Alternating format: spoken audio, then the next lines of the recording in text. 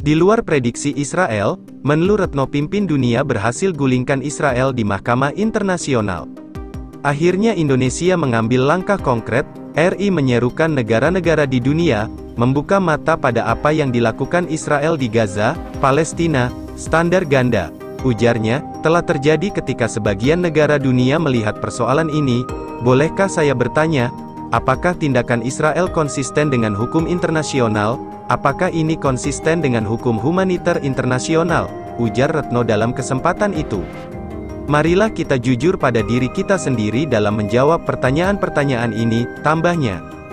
Kita juga harus menyerukan standar ganda, dalam penerapan hukum internasional yang secara serius melemahkan kesucian hukum itu sendiri, jelasnya. Oleh karena itu Indonesia mendukung upaya menjamin akuntabilitas Israel di berbagai forum terkait, termasuk Mahkamah Internasional, tambahnya lagi. RI pun menegaskan perlunya gencatan senjata permanen dalam penyelesaian konflik Gaza. Perpanjangan gencatan senjata dalam permusuhan ini disebut awal yang baik untuk mengakhiri kekejaman.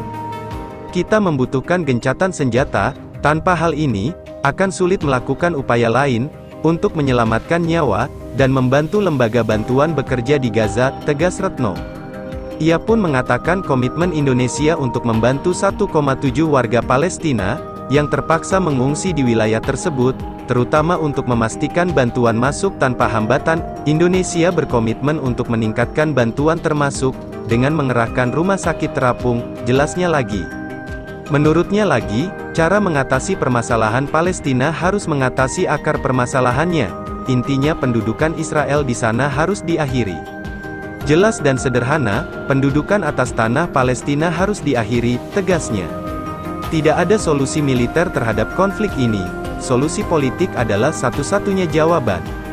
Kita memerlukan proses negosiasi yang kredibel, transparan dan adil karena Palestina dan Israel mempunyai kedudukan yang setara, sebagai anggota penuh PBB yang mengarah pada solusi dua negara berdasarkan parameter yang disepakati secara internasional, katanya. Indonesia menyerukan masyarakat global untuk berdiri bersama, dengan umat manusia, hanya dengan bersatu kita dapat membawa perdamaian ke Palestina, dan kawasan, tegas Retno.